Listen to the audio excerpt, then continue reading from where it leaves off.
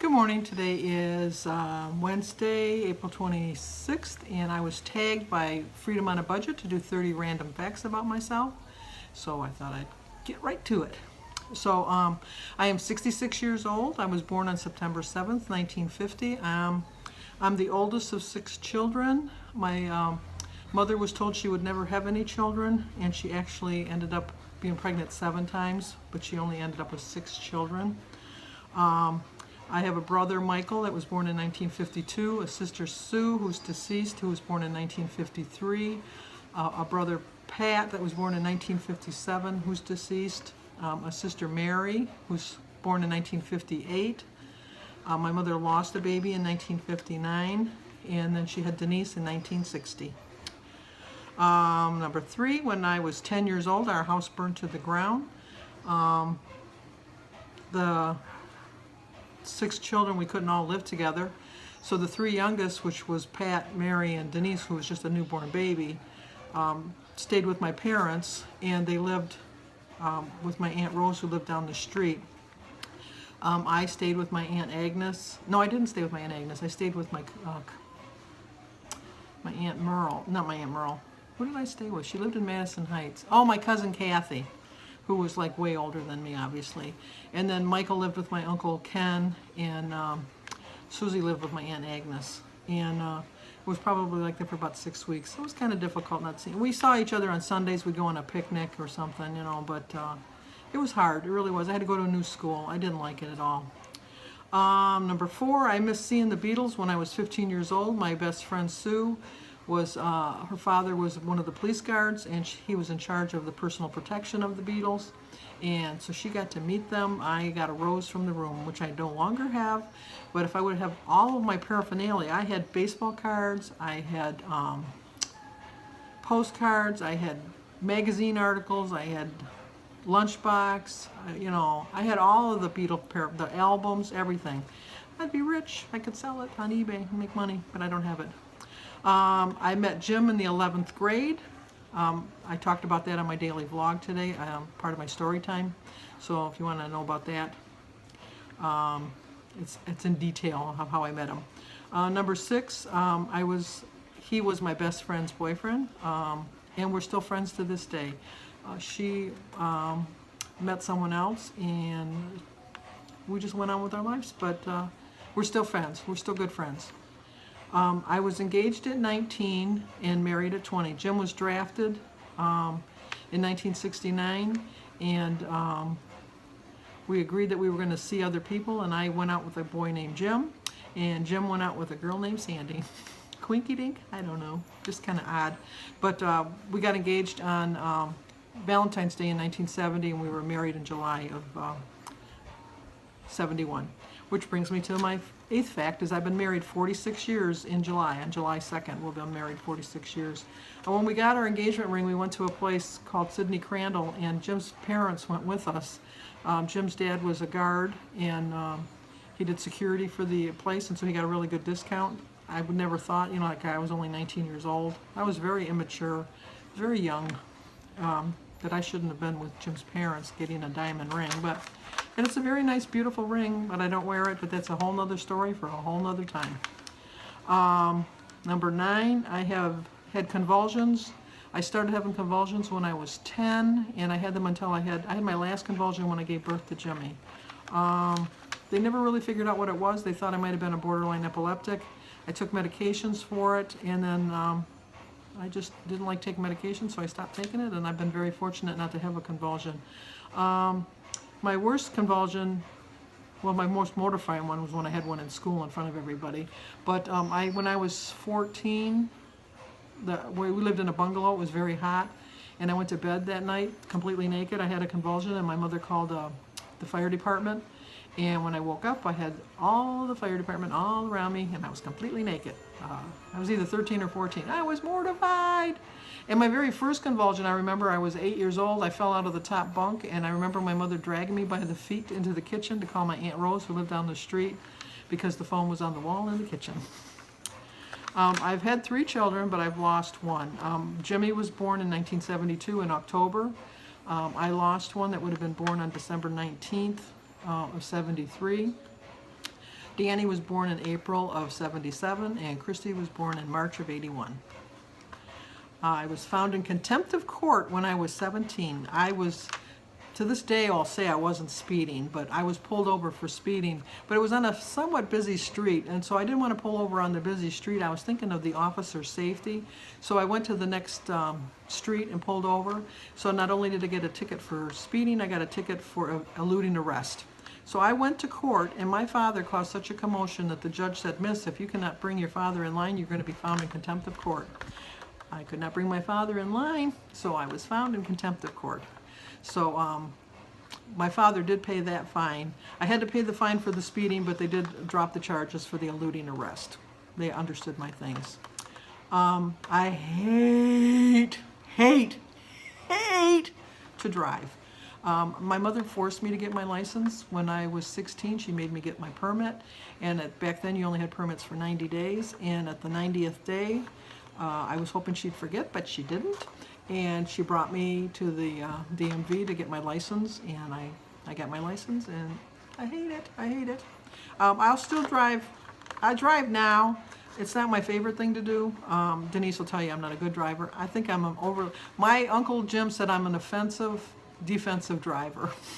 I drive both offensively and defensively, so whatever, you can take that how that means, but I just don't like to drive. I suffered from monophobia until 1987. When I was 16, I had a convulsion at school in front of everybody, and you don't like to be known for the girl that went crazy in class, but that's who I was known for. And after that, I was really like a recluse. I kind of stayed to myself. I didn't go anywhere unless I was with somebody. And then I started to have panic attacks, and I always thought I was dying. And I wouldn't leave the house. If I went shopping with you, if we were shopping here and you wanted to go 10 feet over there, I would leave where I was and go over there. I couldn't be alone. Even if I could see you in sight, I had to be right by you. It was really bad.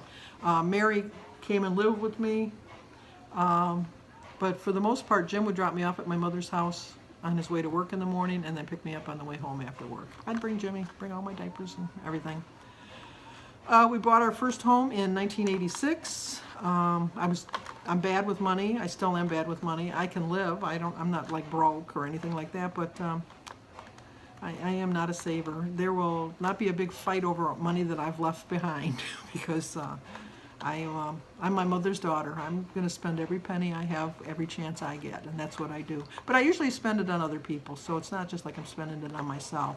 And that kind of got me over my panic attacks and stuff because we moved so far away. We moved about half an hour away from where my mother and my sisters lived, and Jim wouldn't drive me in at that point because it was just ridiculous. And I was watching a Phil Donahue show, and I saw that I wasn't the only one that suffered from this, and it kind of brought me out of it. And so I kind of cured it on my own. Deep with prayer, mostly prayer, but not with medication. I did it with prayer. I've been to 12 states in Canada for vacations and such. I demanded a store open early for Denise. When Denise got married, she forgot to pick up her wedding dress the day before her wedding, and the store wasn't opening until the time she was supposed to be getting married. So I went to the store and I kept banging on the door until they let me in. And so I got the dress, got to the church, and she got married on time. Story time, I'll have another story about me with the store, because there's stories. There's stories out there, trust me. I worked at Montgomery Ward's for 10 years. I started off as a sales clerk, and I worked my way up to the manager of the women's department. And from there, I went to a place that's changed names like 7 or 8 times while I worked there. One of the hats that I wear that says Cambridge, that was one of the names of the place that I worked at one point. And that's where I retired from in 2013. I have 5 grandkids. David's going to be 16, oh my gosh, on tomorrow. And Sebastian's going to be 6 on the 9th. Alyssa's going to be 10 on the 22nd. Sophia's going to be 7 on the 18th of June. And Oliver's going to be 5 on June 25th. I have legal guardianship of my my grandson David, who's going to be 16 tomorrow. I have legal guardianship of him just for the school year. And I started YouTube with Denise in July of 2015. Denise doesn't want to do it anymore. I'll occasionally get her on my videos, but she's done with YouTube. One point in my life, I lost 78 pounds. From just before my 40th birthday, I lost 78 pounds. Not only did I gain the 78, I got itches today. I got to kiss a fool. Not only have I gained back the 78 pounds, I put on another 30 besides. So I was so close to Wonderland at that point. I was like 202. And then I just got so discouraged, and then I kept gaining and gaining and gaining and clicking into the next set of numbers, and then the next and the next, and it was just bad. I have a few close friends, but I consider my sisters my best friend, and my daughter, to Christy. Also, Bertie is I consider my best friend. But Denise, Mary, Christy, and Bertie are my best friends. And then I have a few other friends. I have one friend, Jeff, that we play games with all the time. He lives about an hour and a half away, so I don't see him that often. We get together twice a year, sometimes 3 times a year. But we're constantly writing back and forth, emailing each other. We're on Facebook together. I play games on my phone with him. And it's kind of funny because we kind of like get really, I don't know, like nasty, I guess. I don't know. We just have like we have the same morbid sense of humor. And other people would think that we're insulting, but we're like the Don Rickles, and we can do it to each other because he's gay, I'm not. I have no interest in him. He has no interest in me that way. So it works out well for us.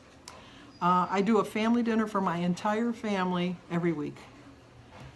I hate the phrase 24/7.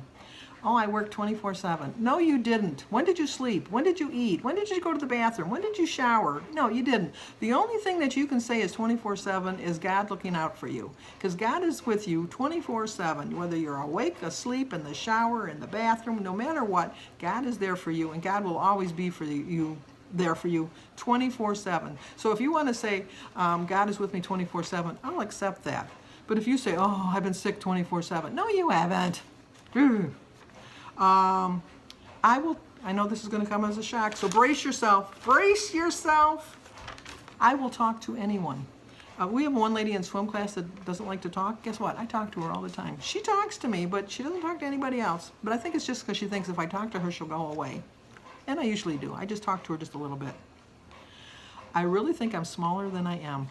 If I look at pictures of myself, I think, hey, who is that? Who is that big old lard? But it's me. I just think I'm smaller than I am. Number 28, I will do anything for a friend, short of murder. I will lend you money. I will bring you somewhere. I will let you stay at my house. I will do whatever you want. I think I'm a very loyal friend. Pat myself on the back.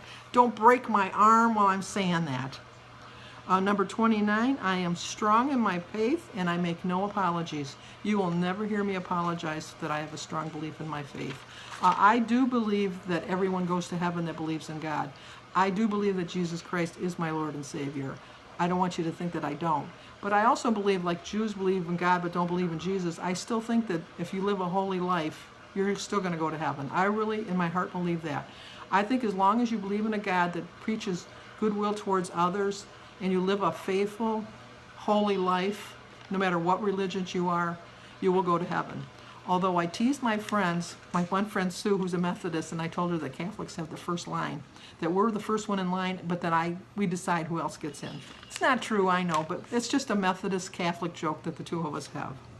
And number 30, you would think that this would not be true, since I have such a strong faith in God and I have strong faith in my religion. I have a fear of death. I am so afraid of death. I want to know when I'm going to die. I want to know how I'm going to die. I want to know why I'm going to die. But I don't want to die. Everybody's going to die. I know that. So, but I do. I have a fear of death. I've had it my whole life. I don't know why. I just have. I always think I'm dying. The older I get, the less I think I'm dying. But when I was younger, I thought I was going to die any minute. Now I think I got 20 years. Who's to know?